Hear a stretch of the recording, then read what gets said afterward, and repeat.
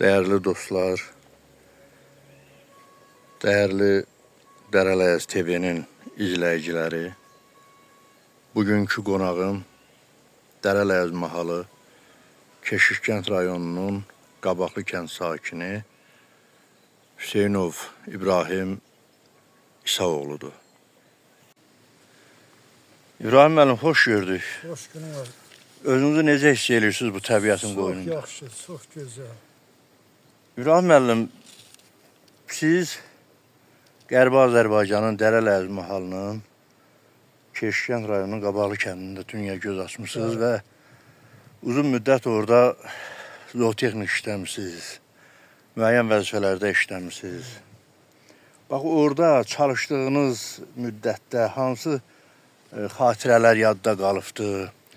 Və o doğrudurmu ki, 5 sürü var idi. Sürüdə olan bütün heyvanların hamısını bilirdiniz ki, bu heyvan hansı sürünündür, hansı çobana məxsusdur. Bəli, olub, belə hadisələr olub. Yəni, mən Damazlı üzrə zootexnik işləyirdim, ikinci zootexnik deyilir o vaxt üçün. Əsgərov Binnətlə Nəbiyev Süleyman qoyuna gedirdi. Dedilər ki, bizim 3 dənə qoyunumuz yox olur. Qoyun da 40'ına gəlmişdi payız. Sürülər gəldikcə bir baxırdım. Gəlib keçəndə dedim, Binnət o deyil, qoyunu tut, sizin sürüdəndir.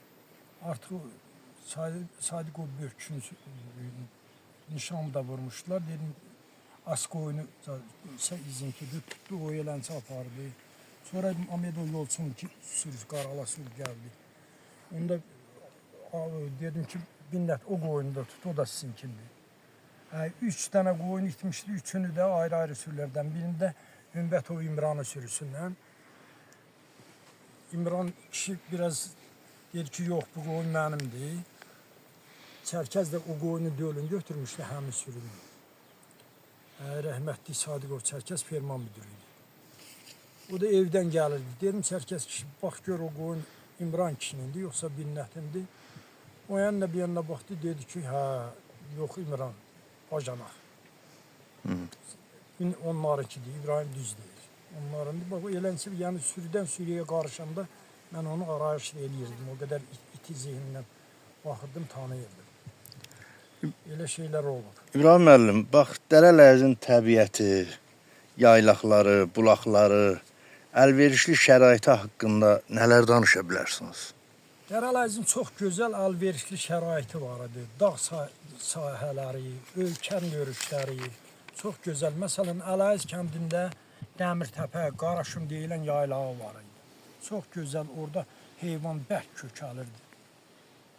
Ondan sonra Qızılgüldə Təzəhli yaylağı, Pənahlar yurdu, Qalonun yurdu, belə yaylaqlar. Qızılgül Qalaser bir ferma idi. Ələyəz ayrı-ayrı, həm mal ferması vardı, həm qoyun ferması. Qızılgüldə 5 sürü qoyun idi, Qızılgül Qalaser bir ferma müdürü idi. Qabaqlıda tək 6 sürü qoyun var idi, 2 sürü subay. Safxozda hardasa 1 yanvara 15 min, 18 min arasında qoyun olurdu. Yəni qoyun saxlanırdı. Ermənistanda ən böyük qoyunçuluq safxozu demək olar ki, Qovuşuq heyvandarlıq safxozudur. 5 kənd idi biz, Qovuşuq, Ələyəz, Qabaqlı, Qalaser, Qızılgül. 5 kənd bir safxozudur. Demək olar ki, safxozda qabaqsı milyoner safxozdur. Çox gəlirlə işləyirdi. Qoyunçuluq çox yaxşı inkişaf eləmişdi. Həmişə də kəndlərin o yaylaqları da, məsələn, Qabaqlının ən gözəl yaylaqlar Qabaqlıda idi. Qırxbulaq, Murad Təpəsi, ondan sonra Çalayurt, Yerli yurt, bax belə yaylaqları vardı, buz kimi bulaqları var idi, çox gözəl şəraiti var idi. Məsələn, ona görə də heyvandarlıq çox inkişaf eləmişdi. Eyni ilə kənd cəmaatında da artıq malqara, heyvan dolanışığı kəndçilərin hamısı heyvandarlığındandır. Yaxşı bağ təsərrüfatı salmışdı insanlar. Özlərinə qoz bağları, alma bağı, şəraiti tam demək olar ki, kəndimizin şəraiti həddindən artıq. Son dövrdə daha da inkişaf eləmişdir. Daha çox inkişaf eləmişdir. Məsələn, biz 70-ci ildə mən orta məktəbi qurtarmışam. son illərdə bizim məktəbləri, yəqin ki, siz orta öz kəndimizdə. Öz kəndimizdə oxuduq, bəli. 2 mərtəbəli deməli məktəb binası, ondan sonra laboratoriyaları, ondan sonra idman zalı, sağlam zalı, hər cürə şəraiti var idi kəndin. Klubu var idi, uşaq bağçası var idi, mağazini var idi. Demək olar ki, çox inkişaf eləmiş son vaxt kənd. O nəyə görə? Həm o cəmaət heyvandarlıqda işləyirdi, ilin sonunda əlavə gəlir, əlavə 13-cü əmək haqqı deyirdilər. Çobanlar, sağcılar işləyi yaxşı işlədiyinə görə, məhsulu yerinə yetirdiyinə, planı tapşırığı yerinə yetirdiyinə 13-cü əmək haqqı alırdı. Ona görə də insanlar hamısı 2 mərtəbəli evlər tikilmişdi, betonlu evlər tikilmişdi, qəşəng şərait qurmuşdu insanlar. Yaxşı, biz gəlincə, məsələn, 88-ci ildə hardasa bir 150 təsərrüfat həkimi var idi. 120-150 bu arada belə təsərrüfat idi. Bir 50-60 dənə lekqavoy maşın var idi artıq bizim kənddə. Gündən günə insanlar inkişaf edir. Elə bu məsələ çıxandan sonra insanlar nəyisə əlindəki nəyi var idi, dəyərinə dəyməzinə satdı. İbrahim müəllim, 88-ci il hadisələrindən danışdıq.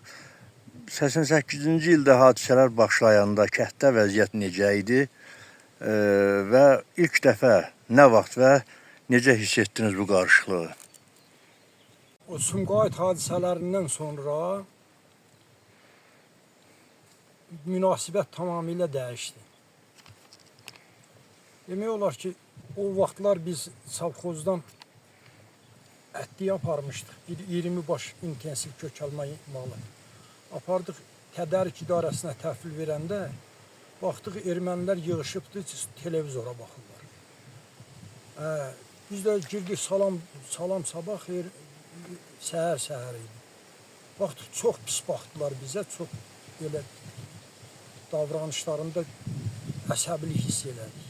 Bir dənə də buğaltır var idi, Sofiq adlı qadın idi. Çox hücum elədi bizə. Türk gəlmişsiniz. Gör bizimkiləri Sumqayıtda niyə qırdılar, nətər qırırlar, nə edirlər, siz gəlib burada yaşayırsınız, belə eləyirsiniz falan. Zira nə məsələdir, biz də ona kimi bilmirik ki, Sumqayıt hadisələri olur, televizor ilk dəfə verir. Amma ondan sonra bizdə demək olar ki, vəziyyət tamamilə gərginləşdi. O vəziyyətə gəldi ki, mart ayında da bu bizim heyvandarlıq həmişə ərazidən deyilən yer var. Sədərəyin üstündə. Orada dölə gedir. Döl götürürdük orada. Orada vaqon almaq lazımdır ki, qambi qoyun doğur, filan eləyir də belə təşkil eləyək. O vaxt Yerevana getdik. Yerevana rəhmətli Bəxşəli Məmməd idi. Misir maşınlar çox idi. 5-6 maşını getdi ki, yem gətirməyə. Yem gətirəndə getdik, orada da çox acınacaqlı vəziyyətdə. Göyçədən də maşınlar gəlmişdi. Bizi hamımızı gəldi, xəbər verdi. O Seroj var idi. O idarənin elə bir kirayəsi idi. Gəldi, xəbər verdi ki, şapkalarınızı götürün. Seçilməyin də zadda. Ermənilər üsyan edir. Yəni, o cürə ilə bizi bir çağırdılar, saldılar, araya tez çıxdıq, gəldik. Gəldi bizim rayonun ətrafında deməli zad var, Civrili deyilən yer var. Orada Stalov var. Gəldiksə Könül Stalovaya baxdıq ermənilər yenə Qarabağ, Merna falan belə bax o vəziyyətlə gəlirlər. Onu demək olar ki, o vəziyyətdən sonra tam vəziyyət dəyişdi, gərginləşdi. İclasa gedirdik məsələn. Ayda bir dəfə biz kənd təsərrüfatı Ağraprom deyirdilər o vaxt. Ağraprom orada iclasa gedirdik, baxırdıq ki, onlar əvvəlki insanlar deyil. Getdikcə vəziyyət gərginləşir. Bizi o cürə, baxdıq ki, yaşamaq mümkün deyil. Məsələn, kəndə qadınları rayona buraxma yoxudur. Kişilər gedirdi, yadımdadır. Ələyəz kəndindən Şofir Səyyuf var idi. Səməndin oğlu, onu döymüşdülər. Qızılgüldən Bəxtiyar başını vurub yarmışdılar, cad eləmişlər dığalar. Məsələn, uşaqlar bayankamata gedirdi, orada böyük skandal müharibələr, o dava-dalaş olmuşdu. Bax, belə çətinliklər var idi. Gərginlik getdikcə artırdı. May ayında da demək olar ki, tam gərginləşmə getdi. Kətdə idik, raykom katibi o vaxtlar Tarih Verdiyanıdır. Çağırdılar savxozun direktoru, sovet sədrlərini, baş mütəxəssisləri çağırdılar ki, gəlin hostuna gəldik. Şadinlə, yəni Qabaqsan adı Həsən kəndi idi o. Hə. Dəyişib Şadin qoymuşlar. O tərəfdə Yeğəgiz kəndi. Adı Erdəpin idi, dəyişib qoymuşlar da erməniləşmə gedirdi. Hiss eləyirdi. Onunla bax bizi çağırdılar, dedilər ki, belə-belə də qalxır, dığalar qalxır, qabağını saxlaya bilmirik.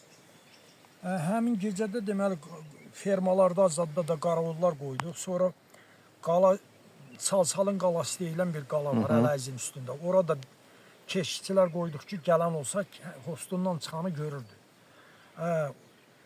Xəbər verdilər ki, zaddır. Ələyizin deməli İsaq var idi, şoför onun arvadı şeydə, o da bufetdə işləyirdi. Hara ilə gəldilər maşınla, maska işləri vardı. Ay havar, Ələyizi qırdı, ermənilər girdi kəndə qırdılar. Onda yadımdadır. Kətdən biz Mamedov Misirin başını, Məmmədov Famil, Şahmar, mən, 17 nəfər cavanlar, gənclər getdik Ələyiz kəndinə. Ki, ilk kənddir də, onun qabağını kəsməyə. Atışma zad oldu, orada Səfoda Niva ilə birinci gələni vurdu. Nivada yaralanan oldu, qayıtdılar, qaçdılar. Ondan sonra dedilər ki, türklər bizi qıracaq, nə bilim nə falan. Orada da raykom zat hamısı deyirlər ki, avtomatdan atırlar. O avtomat məsələsində ani bir şey olmuşdu. Maldarlığa gəlmişdilər baytar həkimləri rayondan.